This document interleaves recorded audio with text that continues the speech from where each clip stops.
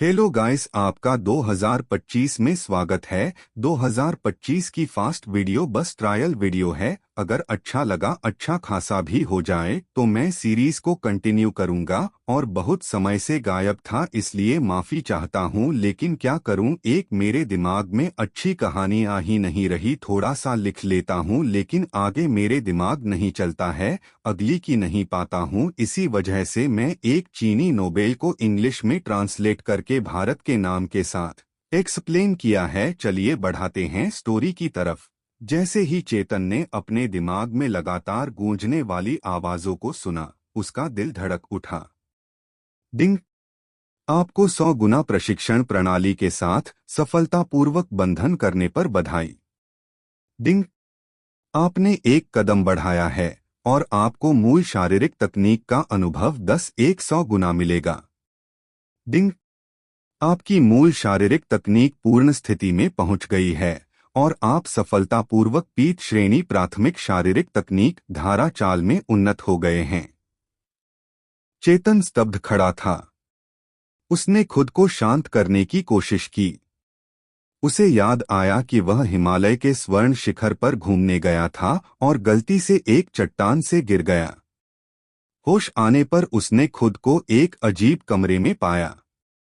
मैं वास्तव में दूसरी दुनिया में आ गया हूं और लगता है कि 100 गुना प्रशिक्षण प्रणाली मेरे साथ जुड़ी हुई है। चेतन ने उत्सुकता से एक कदम आगे बढ़ाया। उसकी मूल शारीरिक तकनीक पूर्ण स्थिति में पहुंच गई और वह पीठ श्रेणी की धारा चाल में उन्नत हो गया। यह प्रणाली तो सचमुच अद्भुत है। चेतन ने अनायास धारा चाल का उपयोग किया। तुरंत उसका शरीर हवा में चमकता हुआ कई मीटर दूर पहुंच गया। डिंग। आपने धारा चाल का उपयोग किया और आपको 20-100 गुना अनुभव मिला। डिंग। आपकी धारा चाल प्रारंभिक महारत पर पहुंच गई है। यह सब सच था। चेतन अब यह मान चुका था कि वह किसी दूसरे संसार में है। उसने अपनी स्मृतियों को व्यवस्थित करना शुरू किया। यह संसार धर्मक्षेत्र महाद्वीप के नाम से जाना जाता था, जहां युद्धकला को सर्वोच्च माना जाता था। योद्धाओं को शरीर शोधन, ऊर्जा सुरक्षा, प्रारंभिक चरण, औषध निर्माण, रूपांतरण और दिव्य समुद्र जैसे स्तरों में बांटा गया था। चेतन, जो अब इस शरीर का नया मालिक था, भारत के काशी राज्य के वाराणसी जिले के एक प्रभावशाली परिवार से संबंधित था। उसके पिता श्रीधर चौहान ने अपने बेटे को उज्जवल भविष्य देने के लिए काशी के सुप्रसिद्ध काशी विद्यापीठ में भर्ती कराया था। लेकिन चेतन की युद्धकला की प्रतिभा कमजोर मानी जाती थी। 15 वर्ष का चेतन हमेशा परिवार के अन्य युवाओं से पीछे रहा। एक दिन परिवार के ही एक लालची सदस्य सुरेश चौहान ने चेतन से काशी विद्यापीठ में प्रवेश का मौका छीनने की मांग की। चेतन ने इनकार किया और उनकी बहस झगड़े में बदल गई। सुरेश ने चेतन पर हमला किया, लेकिन चेतन ने उसे गंभीर रूप से घायल कर दिया। यह सुरेश कितना नीच और धोखेबाज है, चेतन ने गुस्से में दीवार पर मुक्का मारा। डिंग। आपने एक मुक्का मारा और आपको मूल मुक्केबाजी का अनुभव 10-100 गुना मिला। डिंग। आपकी मूल मुक्केबाजी पूर्ण स्थिति में पहुंच गई और आप पीठ श्रेणी की प्राथमिक ग्रहण मुक्का कला में उन्नत हो गए हैं। यह प्रणाली तो सच में कमाल की है, चेतन ने अपने आप से कहा। अब उसके दिमाग में केवल एक ही विचार था, इस 100 गुना प्रशिक्षण प्रणाली का उपयोग कर वह धर्मक्षेत्र महाद्वीप का सबसे शक्तिशाली योद्धा बन सकता है। चेतन ने गहरी सांस ली और ध्यान मुद्रा में बैठकर साधना शुरू कर दी। डिंग। आपने साधना की और आपको 100-100 गुना अनुभव प्राप्त हुआ। एपिसोड 2। डिंग। आपने 1 मिनट ध्यान किया और आपको 1100 गुना अनुभव मिला। डिंग। आपने 1 मिनट ध्यान किया और आपको 1100 गुना अनुभव मिला। डिंग।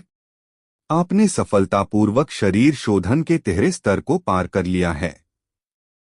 चेतन ने महसूस किया कि उसका शरीर पहले से कई गुना अधिक मजबूत हो गया है। यह 100 गुना प्रशिक्षण प्रणाली तो सचमुच अद्भुत है। महज कुछ मिनट ध्यान करते ही वह शरीर शोधन के द्वितीय स्तर से तृतीय स्तर तक पहुंच गया। जो शरीर पिछले स्वामी के हाथों वर्षों से इस स्तर पर रुका था, अब नई ऊंचाइयों पर जा पहुंचा।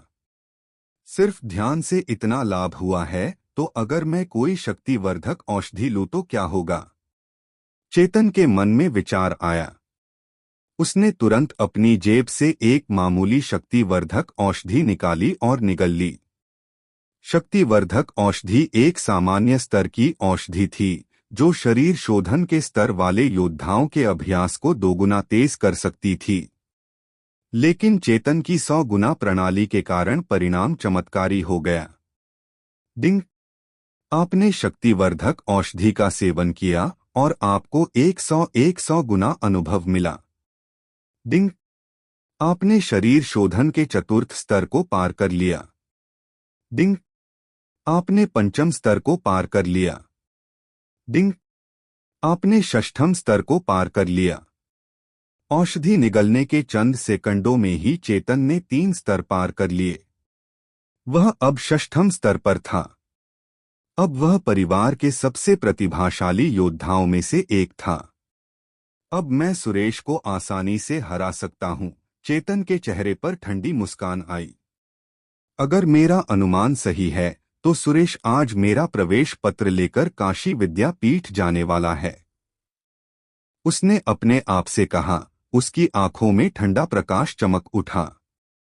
जो चीज मेरी है, उसे मुझसे कोई नहीं छीन सकता। चेतन ने तुरंत अपना ध्यान तोड़ा और दरवाजा खोलकर बाहर निकला। जैसे ही वह बाहर आया, एक लंबा और चौड़ा आदमी उसके सामने आ खड़ा हुआ। चेतन बाबू, आपको आज कमरे में ही रहने का आदेश दिया गया है। बड़े बुजुर्गों का आदेश है। वह आदमी मुस्कुराया। चेतन को समझने में देर नहीं लगी कि यह सुरेश के दादा, बड़े बुजुर्ग पंडित नारायण का षड्यंत्र था। मेरे रास्ते से हट जाओ, या फिर मैं तुम्हें खुद हटाऊंगा, चेतन ने सख्त लहजे में कहा। बात संभल कर करें, बाबू। थप्पड़! चेतन ने बिना एक पल गवाए उस आदमी को जोरदार थप्पड़ मारा। डिंग! आपने थप्पड़ मारा और आपको 100 गुना अनुभव मिला। डिंग! आपकी मूल हथेली तकनीक पूर्ण स्थिति में पहुंच गई और आपने पीत श्रेणी की प्राथमिक कला वायुक्ति हथेली में उन्नति की। अब चेतन के मन में कोई संकोच नहीं था। वह इस षड्यंत्र को खत्म करने और अपना हक लेने के लिए पूरी तरह तैयार था। एपिसोड 300 गुना प्रणाली का चमत्कार। चेतन के मन में सिस्टम की आवाज गूंजती रही और वह हर बार इसे सुनकर प्रफुल्लित हो उठता। डिंग! आपने पत्थर का मुक्का चलाया और 100 अनुभव प्राप्त किया। डिंग! आपकी ग्रहण मुक्का कला प्रारंभिक महारत पर पहुंच गई है। जैसे ही उसने एक और वार किया, सामने खड़ा विशालकाय आदमी, सुरेश का अनुयायी, कई मीटर दूर जा गिरा, जैसे कोई टूटी हुई पतंग। चेतन ने सिस्टम की आवाज के साथ कदम बढ़ाया। डिंग! आपने एक कदम लिया और 100 अनुभव प्राप्त किया। डिंग! आपने पीत श्रेणी की प्राथमिक धारा चाल को पूर्ण स्थिति में पहुंचा दिया और पीत श्रेणी की मध्य धारा उल्का चाल में उन्नति की। यह बदलाव चेतन को विस्मित कर गया। सिर्फ चलने से इतनी प्रगति हो सकती है? अगर मैं इसी तरह अभ्यास करता रहा, तो जल्द ही मैं आध्यात्मिक श्रेणी तक पहुंच जाऊंगा। आध्यात्मिक श्रेणी की कला बेहद दुर्लभ थी और चेतन जानता था कि उसका परिवार केवल एक आध्यात्मिक कला का मालिक था। चुनौती का आरंभ। चेतन धीरे धीरे कदम बढ़ाते हुए आंतरिक आंगन के चौक तक पहुंचा। वहां उसने सुरेश को देखा, जो अपने दादा नारायण के साथ खड़ा था। सुरेश के चारों ओर खड़े अन्य शिष्य उसकी ओर आदर और ईर्ष्या की दृष्टि से देख रहे थे। दादाजी, मुझे यकीन है कि मैं काशी विद्यापीठ में आपके नाम को रोशन करूंगा, सुरेश आत्मविश्वास से बोल रहा था। लेकिन अचानक चौक के बीचों बीच एक ठंडी आवाज गूंजी, जिसने सभी का ध्यान अपनी ओर खींच लिया। सुरेश, यह मौका मेरे पिता ने अपने प्राण जोखिम में डालकर खरीदा था। इसे मुझसे छीनने की तुम्हारी हिम्मत कैसे हुई? चेतन का चेहरा सख्त था और उसकी आवाज में गहरी दृढ़ता थी। सभी ने चौंक कर चेतन की ओर देखा। किसी ने सोचा भी नहीं था कि चेतन, जिसे सभी बेकार समझते थे, ऐसे बोलने की हिम्मत करेगा। मुकाबले की शुरुआत। सुरेश ने ठहाका लगाया। चेतन, तुम्हें नहीं पता कि तुम्हारा सामना किससे हो रहा है। तुम्हारा स्तर अभी भी शरीर शोधन के दूसरे या तीसरे चरण से आगे नहीं बढ़ा होगा। यह तो तुम्हें जल्दी ही पता चल जाएगा, चेतन ने ठंडे स्वर में जवाब दिया। सुरेश ने गुस्से में आकर चेतन की ओर झपट्टा मारा। उसकी ऊर्जा से हवा तक कांप उठी। लेकिन चेतन एक कदम पीछे हटा और उल्का चाल का उपयोग करते हुए सुरेश के वार से बच गया। सुरेश को संभलने का मौका दिए बिना चेतन ने ग्रहण मुक्का का जोरदार प्रहार किया। डिंग! आपने ग्रहण मुक्का चलाया और 50-100 अनुभव प्राप्त किया। डिंग! आपकी कला ने पूर्ण महारत हासिल कर ली है। सुरेश कुछ समझ पाता इससे पहले ही वह हवा में उछला और दूर जा गिरा। चौक में सन्नाटा छा गया। अधिकार की पुनः स्थापना। चेतन ने चौक के बीच खड़े होकर कहा, जो मेरा है वह मुझसे कोई नहीं छीन सकता। काशी विद्यापीठ जाने का यह अवसर मेरे पिता का बलिदान है। कोई भी इसे मुझसे छीनने की हिम्मत न करे। उसके शब्दों ने वहां खड़े सभी लोगों को झकझोर दिया। सुरेश और उसके दादा की साजिश अब सबके सामने उजागर हो चुकी थी। चेतन ने अपनी जगह से सीधा कदम उठाया और काशी विद्यापीठ का प्रवेश पत्र उठा लिया। उसने मन में प्रण लिया, यह तो बस शुरुआत है। इस 100 गुना प्रणाली के साथ वह इस दुनिया में सबसे शक्तिशाली योद्धा बनकर दिखाएगा। जारी रहेगा।